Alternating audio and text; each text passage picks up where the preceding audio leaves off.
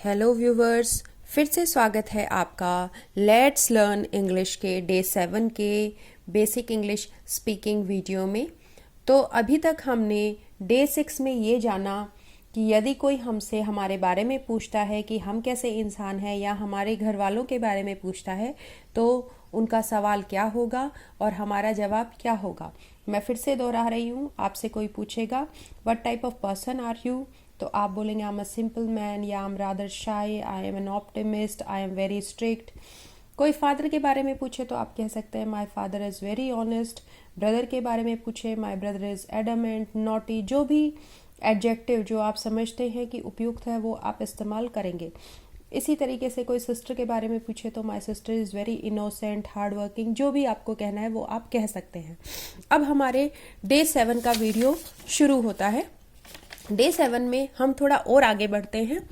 अगर कोई हमसे हमारे होम टाउन के बारे में पूछे और उसके विषय में और ज़्यादा जानना चाहे, जैसे कि हम कहाँ से बिलोंग करते हैं, वो हमारे घर से कितनी दूर है, या वहाँ कैसे जाया जा सकता है, वहाँ का मौसम कैसा है, वहाँ ज़्यादातर लोग क्या करते हैं, वहाँ के जो लैंग्वेजेस हैं वो क्या हैं, तो इस तरीके के सवालों का जवाब हमारा क्या होगा। तो जाहिर है पहला सवाल उनका यही होगा, which is your home town, या फिर which place do you belong to. आप किस प्लेस को बिलोंग करते हैं। तो इन दोनों सवालों का जवाब आप इस तरीके से दे सकते हैं, आई बिलोंग टू। सपोज आप पटना को बिलोंग करते हैं तो पटना, बिहार। ब्रैकेट में आप अपना जो है स्टेट का नाम भी लिख देंगे। या फिर इसी का जो उत्तर है वो इस तरीके से भी हम दे सकते हैं, आई एम अ नेटिव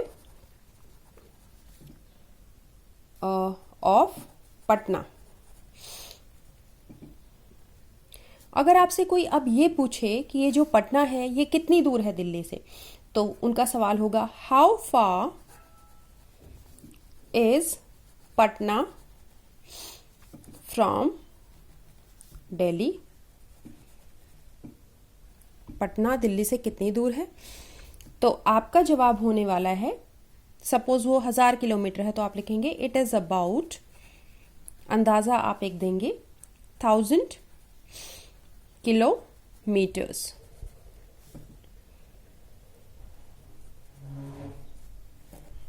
ठीक है। आपसे कोई पूछे कितने घंटे लगते हैं वहां पहुंचने के लिए, तो हाउ मैनी आवर्स ड्राइव, यानी कितने घंटे की ड्राइव करनी पड़ेगी, तो it's about 8 hours journey by road. या फिर सिंपल आप कहेंगे अबाउट 8 आवर्स बाय रोड। वहां की वेदर कैसी है, वहां का मौसम कैसा है, तो हाउ इज द वेदर